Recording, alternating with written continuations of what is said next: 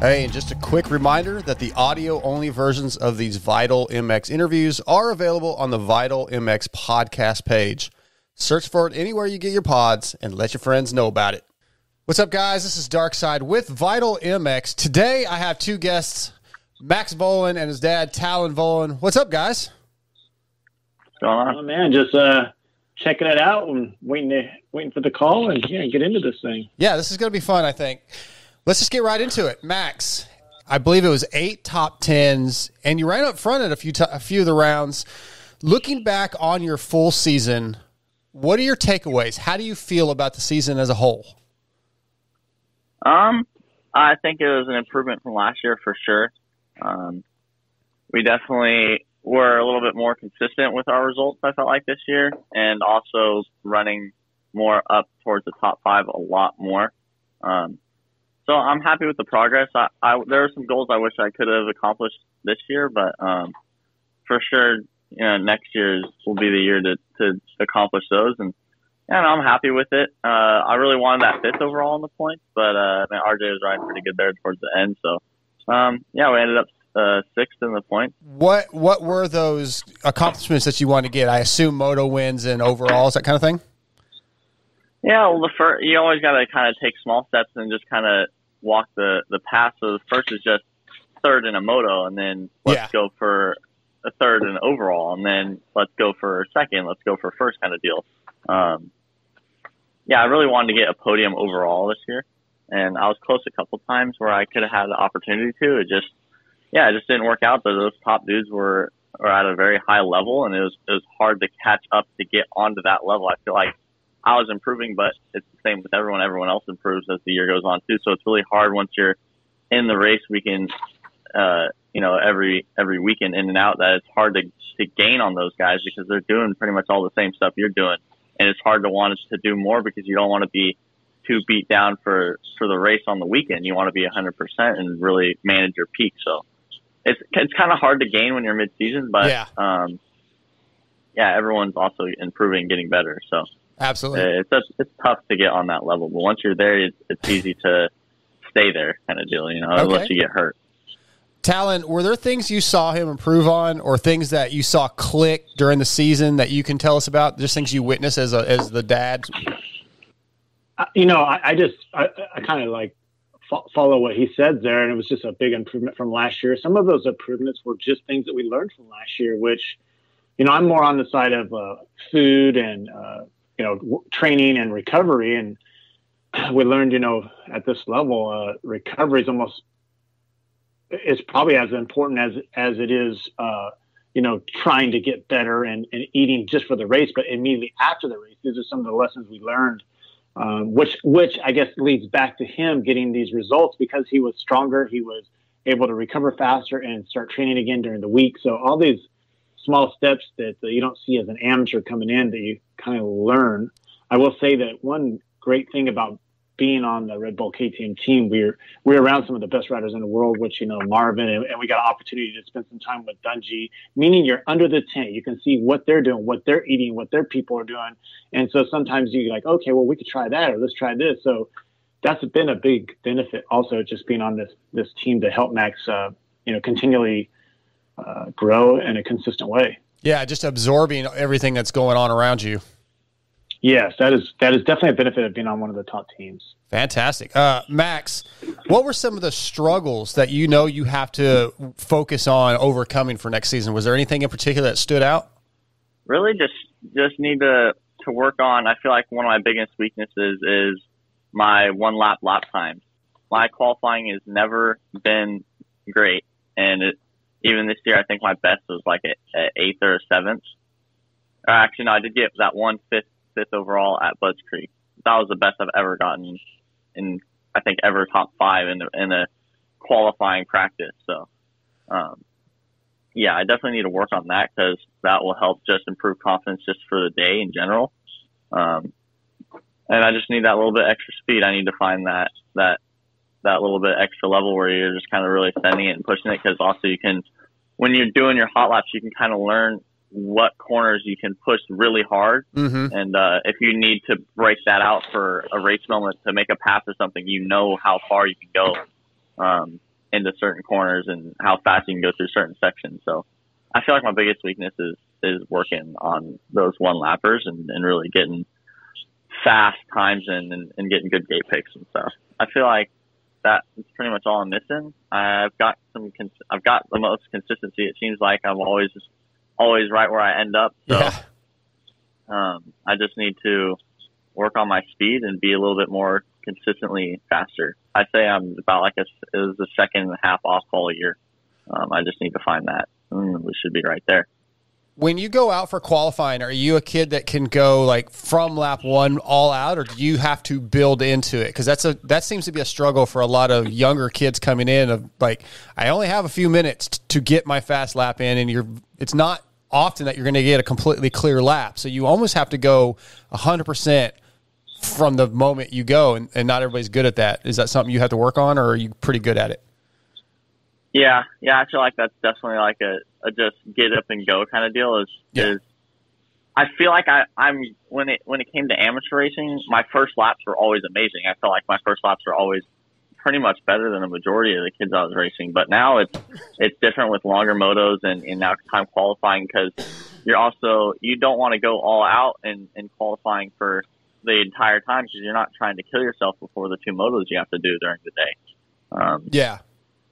So it's hard to stop and go, because usually when I am riding motos, my lap times come right towards the middle of the moto is when all my best laps are, because I have the track completely dialed. I know a lot of the lines, and you can kind of put stuff together. All the trick stuff that you can do around the track, you can put it together into consistent laps. Right. But when you're doing qualifying, you have to figure all those out fast, and then you have to try and nail it fast, and you're also trying a lot harder than you usually would in a moto, so you make a lot more mistakes. So it's hard to be consistently have fast lap times in qualifying, considering you have to stop, wait, make sure you have a gap, go and trying to try extra hard without making any mistakes, because that's the one thing I've had so many good laps going, and then you miss a corner, or you go off track, or you get sketchy and you miss a line, and you just lose too much time, and you just don't gain anything. So that makes tons of sense. That's also tough. Yeah. Tallon, find that limit. Yeah, Tallon, as his dad, and you've been obviously one of the biggest parts of his amateur career and his program for years. Have you found a way, or like a line, where you kind of step back when you're at the races on Saturdays and just let him do his thing? Definitely. I think especially this year, midway through the season, I got pretty busy. So I actually had to be on the road for like 3 weeks straight. So I would just meet Max at the race. I primarily focus now on just his food and stuff and preparation when we're there. But the rest of the stuff is honestly in his hands. And I don't even really go over and see the bike or talk to those guys because, they have a ton of experience, and they don't seem like they care too much about dads anyway. So he just has to kind of trust the team, and Max has got to learn to work with them, and that's all part of it. And it seemed like, we were definitely making some strides. And Max pretty much does his own thing besides just food and preparation. So I can still help there. But I do feel like my job is to try to align him. Also, like we're working more with Dr. G now a little bit. That was, you kind of like test things. Oh, did it work? Okay. Yeah. So this is something better. So we keep trying to step those little areas up that are working, and the ones that don't, we kind of stop. Is that somewhat of a relief to be able to release some of those reins? Or again, as a parent, sometimes that's not so easy. How has that been for you? Yeah, no, it's not so easy. Sometimes it's more complicated than people know inside the teams, but that's just what you got to deal with. And that's what he needs to learn to deal with. Mm-hmm. And, sometimes I think as a young man, you come in, sometimes you got to be strong, you got to be clear on what you want rather than to hem-haw around, because then it might not get done, or maybe some clicks didn't get turned like you wanted because you didn't say, I want this.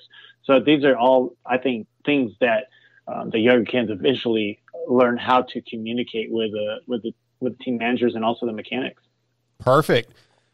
Max, what's your relationship like with Roger and Ian? They have a little bit of a reputation of maybe sometimes not focusing so much on the 250 guys or only focusing on whoever's doing really well. And I didn't know if that's accurate. Like, I mean, how do you feel about your relationship with the team? Yeah, I mean, the relationship's good. The way they manage it, of course, I feel like it's a lot with a lot of teams. Like, their best guys are always going to get the most attention because that's their best chance of getting good results.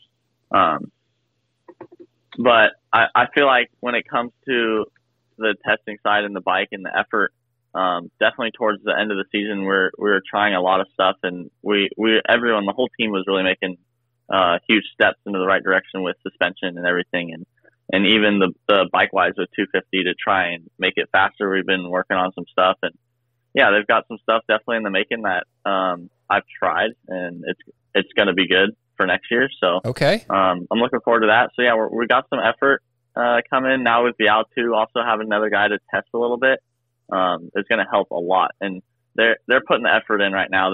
They've got me wanting to do some testing here shortly, actually, and just me, and just 3 days straight of just trying stuff. So okay. I don't know what they got to try, but I got some stuff to try. So I feel like the effort's there. It's not like they lack anything. And yeah, Ian and Roger is kind of sometimes, I would say Ian's good cop, Roger's bad cop sometimes, but if it's good, everyone's happy. You know, if it's okay, you know, you might not see Roger, but at least you'll hear something from Ian. So okay, it's all good. How are you as a tester? Are you learning to communicate like what you feel and what you want to the mechanics, the suspension guys, the engine guys?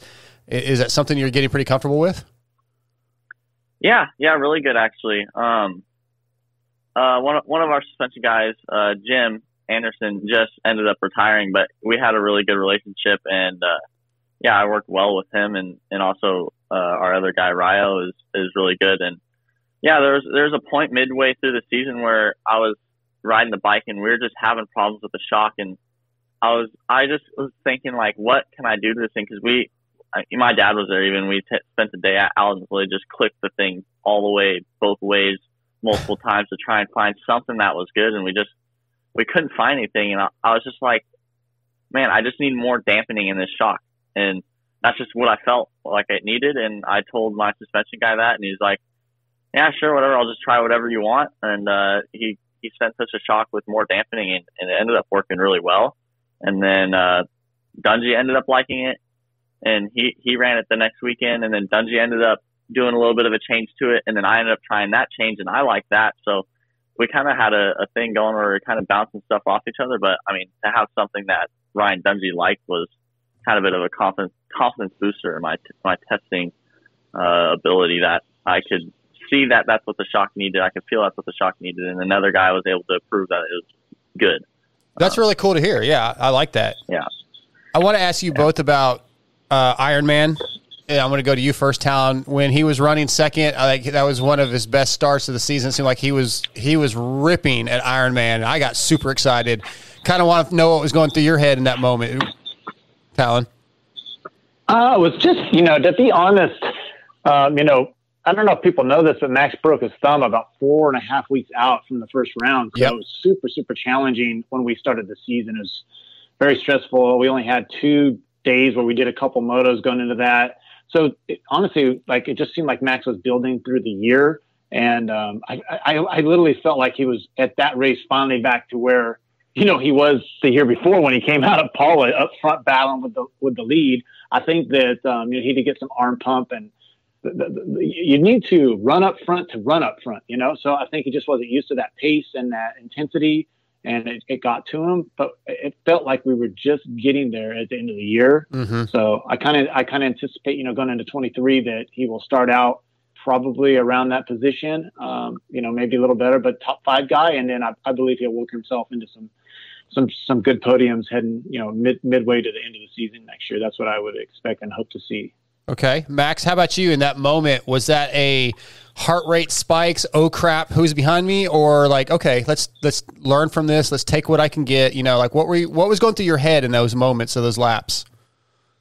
Well, first off, I was off the start, and I just remember I actually got a good start, so I'm not going to waste this because the start's been struggling all year.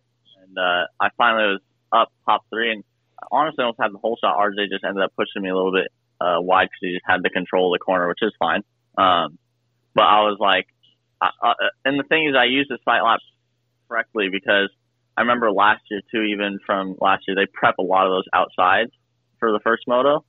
And at sight lap, I literally hit every outside, and every outside was pretty much completely brand new, fresh berms, just straight hero berms out there. So I knew that that's what I was going to do the first few laps. And when I got the start, I'm like, okay, I'm just going to send every outside as fast as I can. And it was working at the time until about 4 or 5 laps in, all the berms got blown out.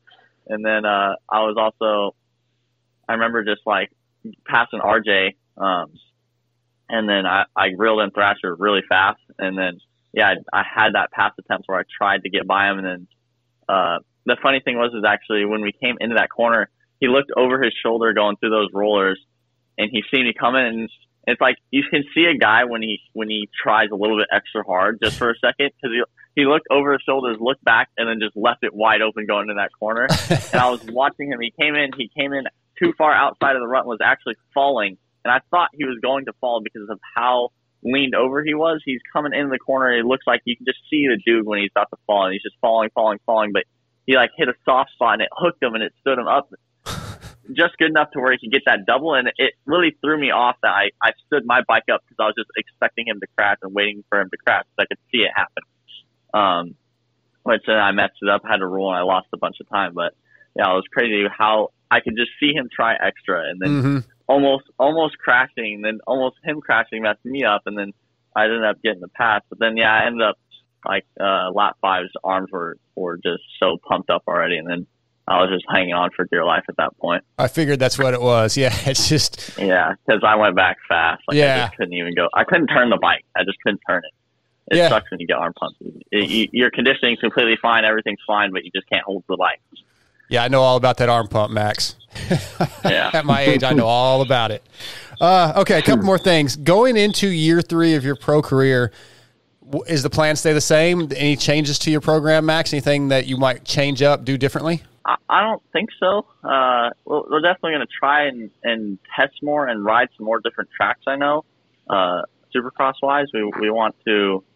Last year, with the new bike coming out, we got stuck at the test track for too many days, way too many days. And so now that we have the ability to go hit whatever tracks we want, we're going to hit pretty much whatever private or local track that's open that we can, just to get experience on more and different tracks. And there's different style built Supercrosses, because you go to the Supercross track on the weekend, it's built completely different than anything you usually ride, and you have to learn it fast. And you go to the next weekend built by the same dudes, but the transitions are all different. So it's pretty much you're riding like a different style Supercross track every week. So I got you. Yeah, that's kind of our goal. Tallon definitely got some more testing too. So Tallon with the food side, the conditioning side, that kind of stuff, the health side. Is there anything that you want to implement or do different or continue on?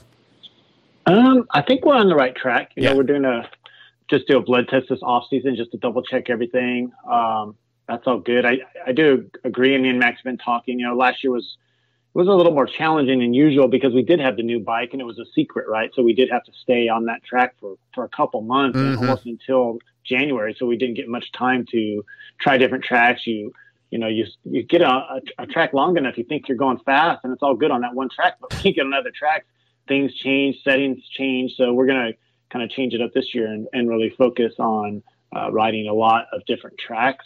And the bike's a lot more developed this year. So I think the position is good. I think that everything is good. I don't think we need to actually change too much. You don't want to, it wasn't a great Supercross season at all by any means, but I don't think we got to change a lot. We just need to do more testing, because I believe out of testing, be it you test, sometimes things are bad and some things are good, but this is how, to me, a young guy gains confidence. You start to feel more good. A lot of times, getting better.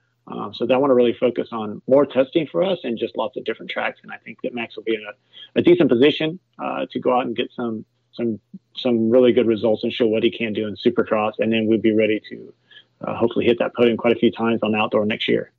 Great plan. I love it.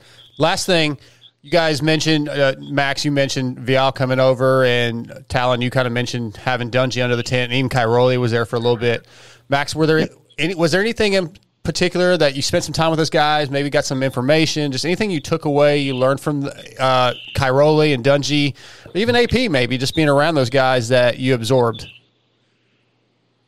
Just really how professional they are.